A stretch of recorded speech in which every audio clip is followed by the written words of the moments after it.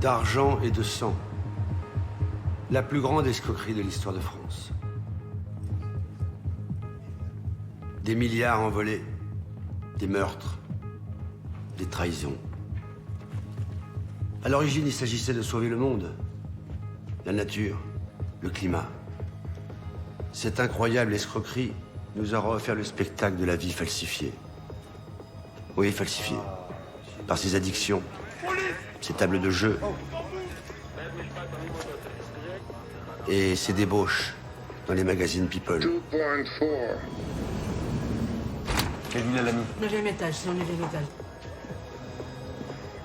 Cette histoire, c'est l'histoire d'un capitalisme de casino qui a percuté de plein fouet la folie des hommes.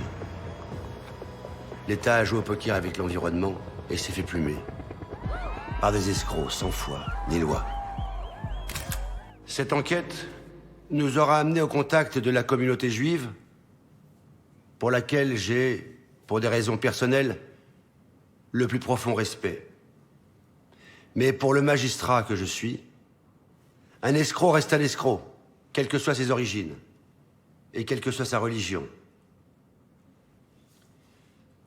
Pendant mon enquête, j'ai découvert un concept de la pensée hébraïque qui me paraît précieux et universel. Le tikkun olam.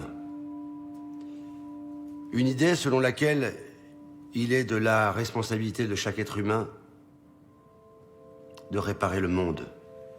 Non pas de sauver le monde, ni même de le détruire pour mieux le reconstruire, non. Simplement de le réparer. Comme on répare un vase ébréché ou abîmé. Il est très beau ce mot de réparation.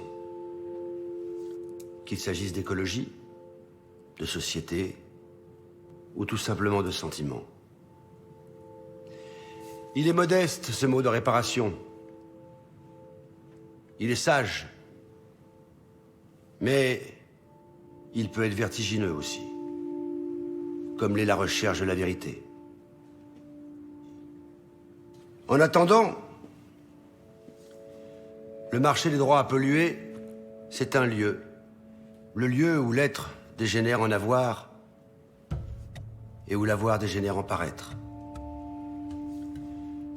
Mais c'est aussi un moment. Le moment où l'économie politique ne produit plus que de l'argent et le besoin d'argent. Et enfin, le marché des droits à polluer, c'est une psychologie. Celle de la frustration, l'horizon fuyant de la satisfaction sans cesse ajournée et de l'avidité, chaque jour renouvelée. Et c'est cette même psychologie qui a produit les effondrements boursiers. C'est elle qui fera brûler nos forêts, qui asséchera nos océans, qui fera fondre nos glaciers, comme dans une punition biblique. Nous payons déjà l'eau que nous buvons, alors qu'elle tombe du ciel. Il n'y a aucune raison pour que dans un proche avenir, nous ne payions pas l'air que nous respirons. Au fond, la fraude des droits à polluer n'est autre que le drame de la modernité. C'est l'argent de l'intérêt général et de la solidarité qui a été volé. Et ce vol a été perpétré dans la poche même du peuple.